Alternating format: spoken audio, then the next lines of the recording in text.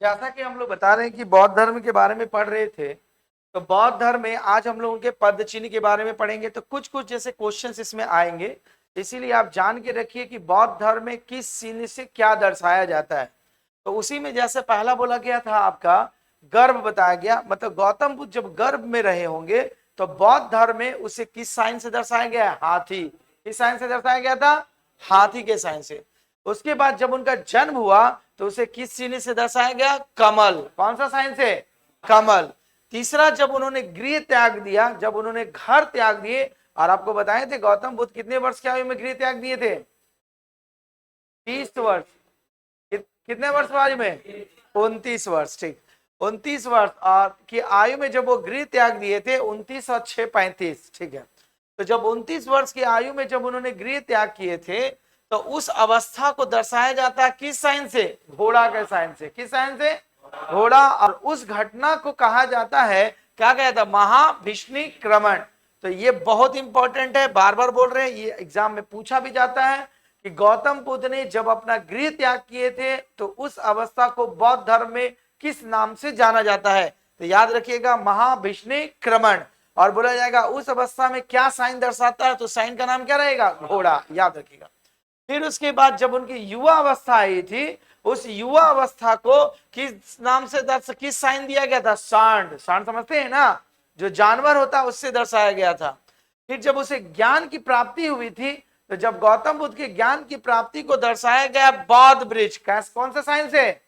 तब बोलेंगे सर ये कॉन्सेप्ट क्या? देखो, जब धर्म ग्रंथ जब लिखा गया त्रिपिटक, तो कहने जैसे देखते हैं कि आप लोग लिखते हैं तो कलर बना देते हैं, साइन देते हैं, अलग अलग करते हैं आप लोग, सेम उसी प्रकार से जब वहां बौद्धि वृक्ष मिल गया उस पेज में, तो समझ जाइए उसमें ज्ञान के बारे में गौतम बुद्ध का सब बता वर्णन किया गया है। समझ में आई बात? तो वही चीज लिखा गया है कि जब गौतम बुद्ध को ज्ञान की प्राप्ति हुई थी तो उसको कौन सा वृक्ष दर्शाया गया? बौद्ध वृक्ष। कौन सा वृक्ष से? और उस घटना को क्या कहा जाता है? संबोधन। क्या कहा जाता है? संबोधन। उसके बाद जब उन्होंने प्रथम उपदेश दिए थे, तो आपको पता है कि गौतम बुद्ध ने अपने प्रथम उपदेश कहां दिए थे? सारनाथ में। कहां दिए थे? सारनाथ में। तो उस घटना को दर्शाया जाता है चक्र से। किसका साइन से? चक्र के साइन से। और उस समय उसको नाम दिया गया बौद्ध धर्म में क्या? धर्म चक्र परिवर्तन। क्या नाम दिया गया? तो बौद्ध धर्म के प्रथम, जब गौतम बुद्ध ने प्रथम उपदेश दिए थे, तो उस घटना को किस नाम से जाना जाता है? धर्म चक्र परिवर्तन। उसके बाद जब उन्हें समृद्धि या प्राप्त किए तो उन्हें क्या नाम दिया गया? शेर का नाम दिया गया। फिर उसके बाद जब वो निर्माण, मतलब सन्यासी जीवन की तरफ वो मुड़ गए, निर्माण प्राप्त करने लगे, तो उनका साइन क्या था? पद चिन्ह। और जब उनकी मृत्यु हो गई तो उसके मृत्यु को, क्लेश को, जो मृत्यु होने के बाद बताए थे ना, उसके 8 जगह समाधि को रखा गया, जिसे अष्ट स्थान के नाम से जाना जाता है। तो जहां जहां उनके समाधि को रखा गया वहां एक स्तूप बना दिया गया। तो उसे किससे दर्शाया गया? स्तूप। और गौतम बुद्ध के मृत्यु को कहा जाता है महापरिनिर्माण। क्या कहा जाता है? तो 3 बातें याद रखिएगा। गृह त्याग की घटना को किस नाम से जाना जाता है? महाभिष्णिक्रमण। गौतम बुद्ध के प्रथम उपदेश को किस नाम से जाना जाता है? धर्म चक्र परिवर्तन। और उसकी मृत्यु को क्या कहा जाता है? महापरिनिर्माण। और जब ज्ञान प्राप्ति हुआ था तो किससे संबोधन किए थे? बौद्ध वृक्ष। और उसका क्या था घटना को? संबोधन। तो ये चक्र है और इसको क्या क्या नाम दिया गया? बौद्ध धर्म से जुड़े शब्द हैं जो गौतम बुद्ध के बारे में बताते हैं। तो ये सभी घटना फाइनली रिमाइंड कर लीजिए। गर्भ क्या दर्शाता है? साइन। जन्म कमल, गृह त्याग घोड़ा, युवा अवस्था शान, ज्ञान प्राप्ति प्रथम उपदेश, समृद्धि, निर्माण और मृत्यु, ये सभी उनके साइन थे। ठीक है, इसके बाद कुछ बेसिक नोट्स जो आपके बौद्ध धर्म से संबंधित क्वेश्चन पूछे जाते हैं, इसके बारे में जाननी है थोड़ी बात। सबसे पहला बात कि जैसे कि आप लोग जानते हैं, पहले मानव की पूजा नहीं होती थी, पहले देवताओं की पूजा होती थी ऋग वैदिक काल में। तो पहली ये घटना थी जिसमें पहली बार किसी पुरुष का मूर्ति बना करके पूजा आरंभ हुआ और वहीं से मूर्ति पूजा प्रारंभ हो गई।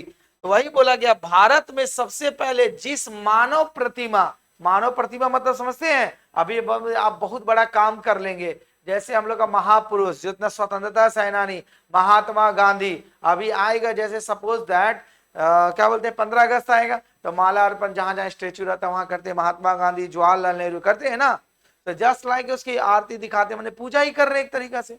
तो बोला गया भारत में सबसे पहले पूजा का मूर्ति पूजा का जो प्रचलन हुआ और किसी व्यक्ति का प्रारंभ हुआ, वो व्यक्ति कौन थे? गौतम बुद्ध। किसकी मूर्ति थी?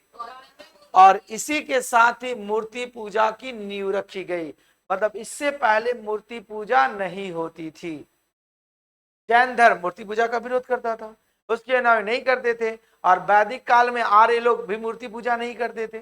मतलब बौद्ध धर्म से ही महात्मा बुद्ध की जब मूर्ति बना के पूजा प्रारंभ हुआ, तभी से भारत में मूर्ति पूजा का नींव रखा गया।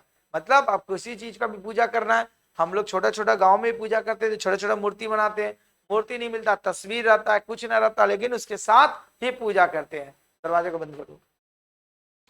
उसके बाद अगला जो बात आई, देखो बौद्ध धर्म का रामायण, जैसे हिंदू धर्म का सनातन धर्म का रामायण होता है, उसी तरह बौद्ध धर्म का रामायण मतलब बौद्ध धर्म के बारे में, गौतम बुद्ध के बारे में संपूर्ण जीवनी जो लिखा गया था। अश्वघोष की पुस्तक बुद्ध चरित्रम को कहा गया है। किसको कहा गया है?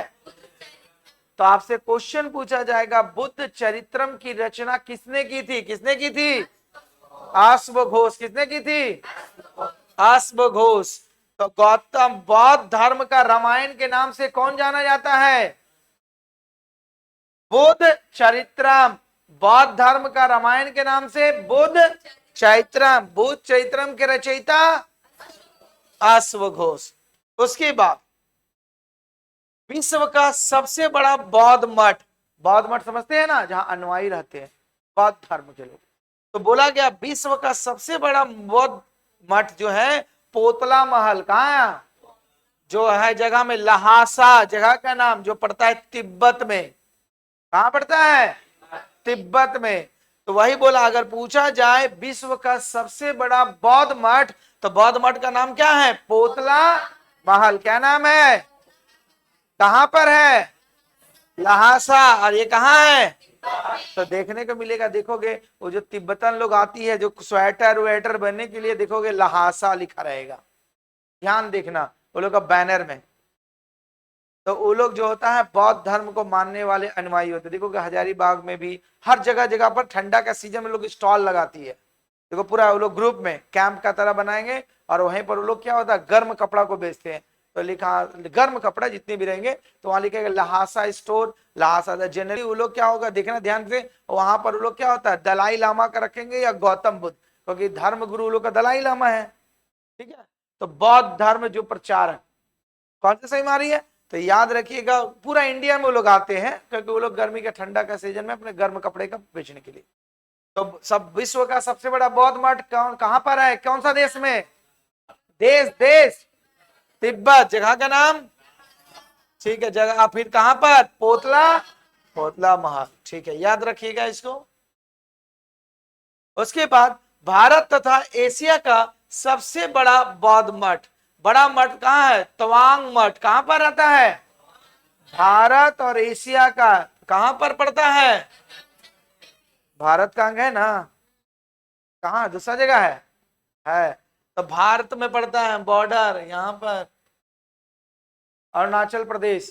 तो आपका जो बोला गया है, अगर पूछा जाएगा कि भारत और विश्व का दूसरा बौद्ध मठ है, मतलब विश्व का दूसरा बड़ा बौद्ध मठ जो है अरुणाचल प्रदेश में पड़ता है, और एशिया और भारत का भी बोलेंगे तो सबसे बड़ा बौद्ध मठ कहां पड़ता है? अरुणाचल प्रदेश। जगह का नाम क्या है? तवांग मठ। उस मठ का नाम क्या है? तवांग मठ। ठीक है, तवांग मठ। ठीक, उसके बाद बौद्ध धर्म का शब्दकोश कहने का मतलब है डिक्शनरी। किसे कहा गया है? महाविभाष्य सूत्र। कहा गया है? महाविभाष्य सूत्र। बौद्ध धर्म के डिक्शनरी के नाम से किसे जाना गया है? महाविभाष्य सूत्र को याद रखिएगा। और बौद्ध धर्म का रामायण के नाम से बुद्ध चरित्रम। क्या नाम कहा गया है? और इसके रचयिता अश्वघोष। और डिक्शनरी किसे कहा गया है? महाभीष्म। ठीक है। उसके बाद आपसे एग्जाम में भी क्वेश्चन पूछा जाता है, बौद्ध धर्म को अपनाने वाले राजा शासक, क्योंकि आपको पहले बताए थे कि कोई भी धर्म तभी डेवलप करता है जब किसी राजा का संरक्षण प्राप्त होता है। ठीक, तो उसी प्रकार बौद्ध धर्म को मानने वाले जो शासक थे उसमें नाम आता है किसका? अशोक। फिर कनिष्क जिन्होंने महायान को स्वीकार किया था, फिर नागार्जुन, अश्वघोष, वसुमित्र। नाम याद रखिएगा। किन किन राजाओं ने बौद्ध धर्म को स्वीकार किया था? अशोक, कनिष्क, नागार्जुन, अश्वघोष और वसुमित्र। आज जैन धर्म को चंद्रगुप्त मौर्य। याद रखिएगा, गड़बड़ाइएगा नहीं। तो अशोक ने इसमें बौद्ध धर्म के प्रचार में महत्वपूर्ण भूमिका निभाई थी, इतने कि अपना बेटी और पुत्र को भी शामिल कर दिया बौद्ध धर्म में और उसके प्रचार के लिए भेज दिया। तो वही लिखा देखो, अशोक बौद्ध धर्म के प्रचार के लिए अपने पुत्र, जिसका नाम था क्या? महेंद्र, और पुत्री का नाम था संघमित्रा, को कहां भेज दिए प्रचार के लिए? श्रीलंका। और आपको बताए थे कल कि श्रीलंका में बौद्ध धर्म को किस लिपि में लिखा गया है? सिंघवी लिपि। कौन सा लिपि में? अब बौद्ध धर्म का प्रचार के लिए गौतम बुद्ध ने किस भाषा का प्रयोग किया था? पाली भाषा का। तो जब अशोक सम्राट ने बौद्ध धर्म को अपना लिया तो उसके प्रचार के लिए अपने पुत्र और पुत्री को भेजा। तो अशोक के पुत्र का नाम क्या था? महेंद्र। क्या नाम था? महेंद्र। और उसकी पुत्री का नाम संघमित्रा। और उसको प्रचार करने के लिए कहां पर भेजे थे? श्रीलंका। फिर उसके बाद है आगे, उसके बाद बताया गया है महात्मा बुद्ध का जन्म और ज्ञान की प्राप्ति और मृत्यु तीनों वैशाख में हुई थी। कौन सा महीना में? वैशाख में हुई थी। इसीलिए वैशाख पूर्णिमा को क्या किसना? वैशाख के पूर्णिमा का दिन हुआ था। सोचो, गुड लक। जन्म भी वही दिन हुआ वैशाख पूर्णिमा में, उसको ज्ञान भी मिला वही दिन, अब मृत्यु भी वही दिन हुआ। तो इसीलिए बौद्ध धर्म में वैशाख पूर्णिमा को किस दिन क्या पूर्णिमा मनाया जाता है? बुद्ध पूर्णिमा के नाम से। किस नाम से? कॉन्सेप्ट समझ में आया? तो फाइनली भारत और एशिया का सबसे बड़ा बौद्ध मठ का नाम त्वांग मठ कहां पर है? अरुणाचल प्रदेश में है। बौद्ध धर्म के शब्दकोश के नाम से कौन सा जाना जाता है? महाविभीष्य सूत्र। बौद्ध धर्म को किन किन राजाओं ने स्वीकार किया था? अशोक, गणेश, नागार्जुन और वसुमित्र। फिर बौद्ध धर्म के प्रचार के लिए अशोक ने किनको भेजा था? श्रीलंका। पुत्र और पुत्री। पुत्र का नाम और पुत्री का नाम संघमित्रा। बौद्ध धर्म का जन्म मृत्यु कौन से महीने में हुआ था?